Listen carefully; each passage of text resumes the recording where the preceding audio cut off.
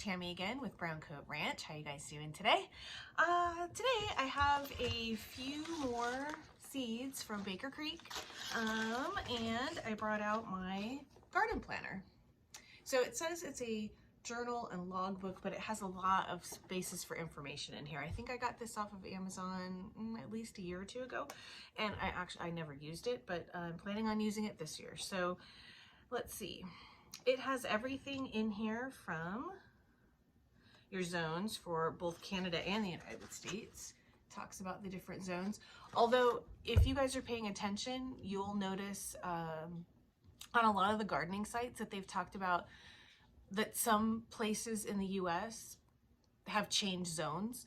So you might want to go online and check and see if your zone has changed. I believe you can go to the USDA site and it should be able to tell you, just put in your zip code and it'll tell you if your zone has changed. My zone didn't change. I'm in zone 9A with Northern California, and my zone didn't change, but I've seen people on YouTube and other places that said that their zones did change. So it's something to pay attention to. I mean, sometimes it probably doesn't make much of a difference, but you never know. So it's a good thing to check out. Let's see what else is in here. You have, there was a really cool thing in here with a wish list. We always want all the things, but like, here's something for your fruit, and let's see, what is this? Flower wish list. So there's places that you can put notes for that so that you don't forget. You definitely don't want to forget things on your wish list. I mean, I forget things all the time. So it's a great place to write it down and keep it all in one spot. They also have spaces for you to design your garden.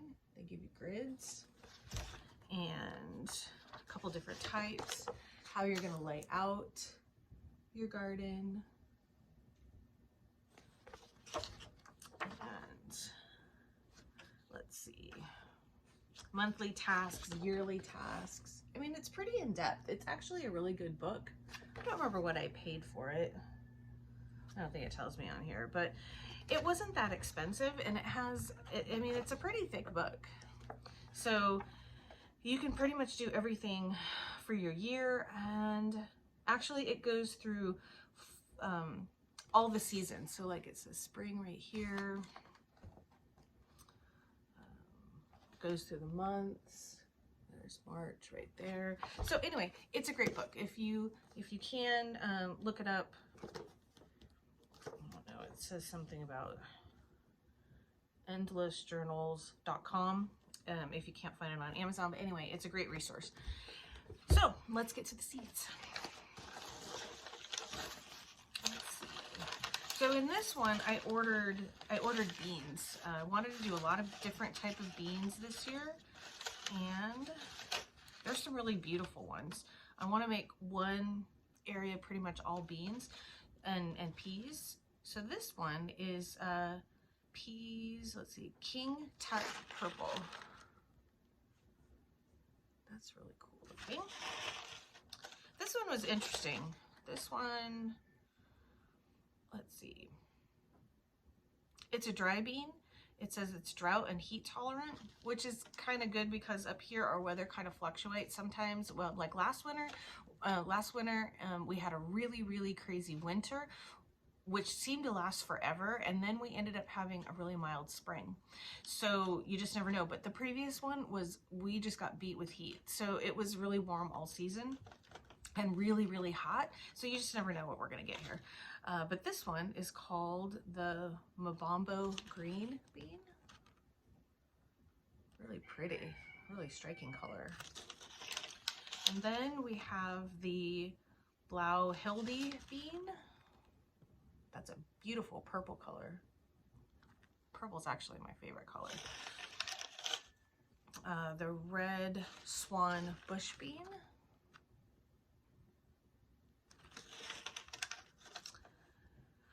Corzer's Calico Traveler bean.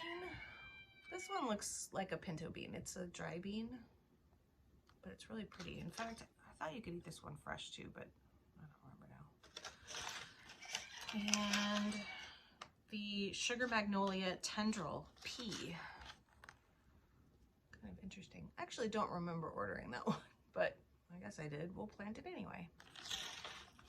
And then of course, I think their free seed of the weeks is this lettuce. And lettuce is always good. Okay, let's get to the next pack. I think the next one is more of a mixed bag. So, let's see what we have in here.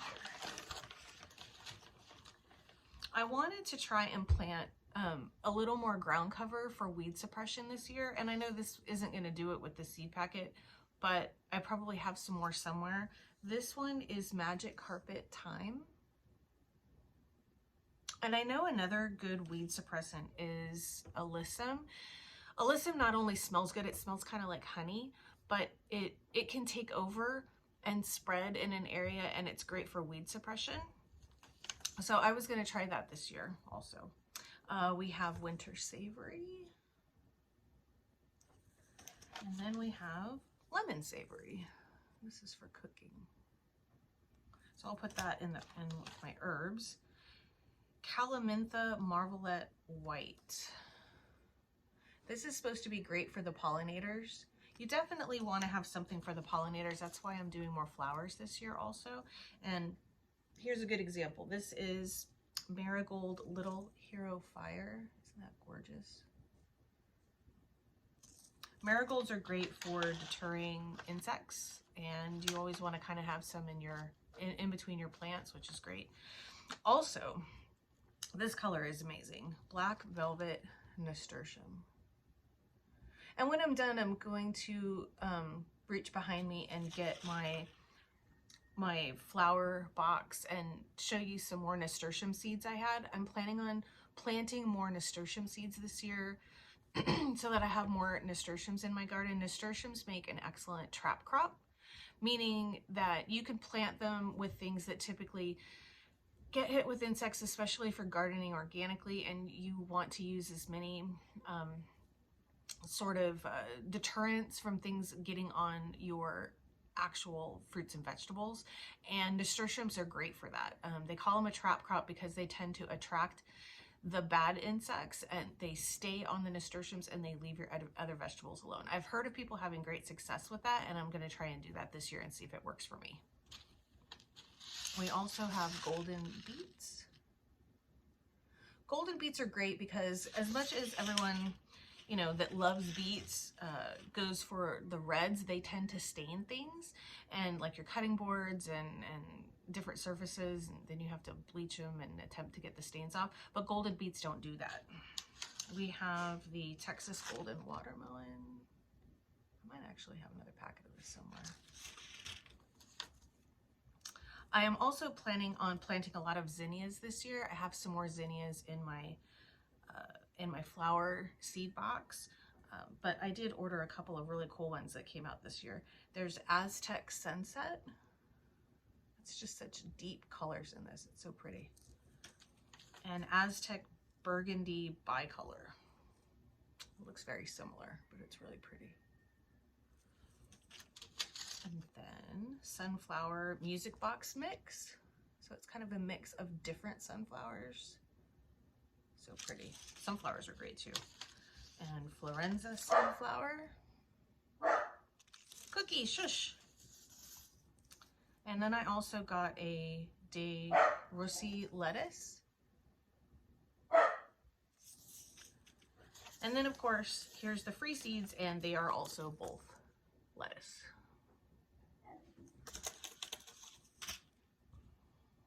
So anyway, let me see. Let me go grab my other seeds real quick. Hold on.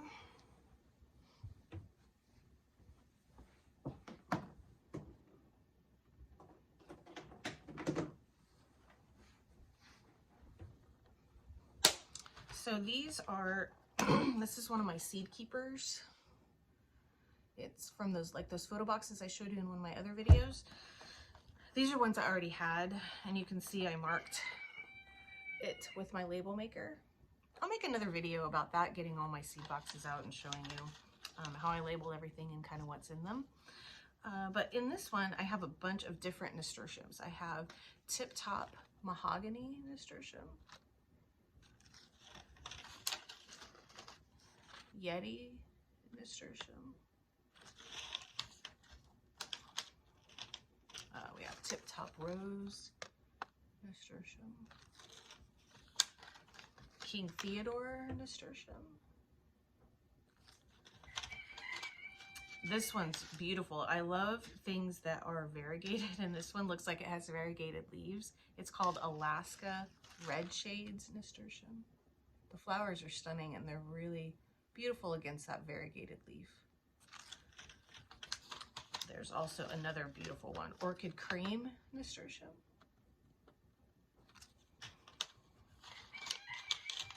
Tip Top Alaska Salmon.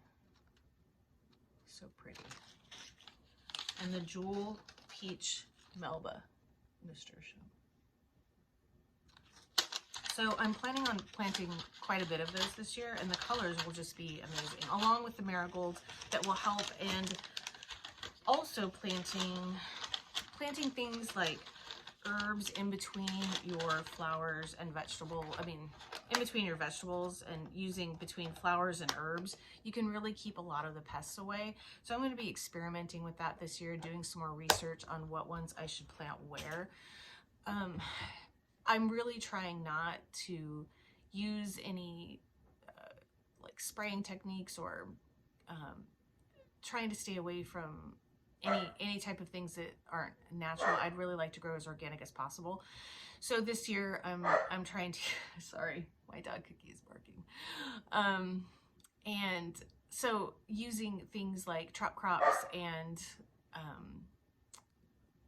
different plants will help with that. Anyway, I need to go find out what's going on with her. I should probably stop this video. But anyway, don't forget to like and subscribe if you like the content, or share it with a friend. And I'll see you on the next one. Thanks. Bye.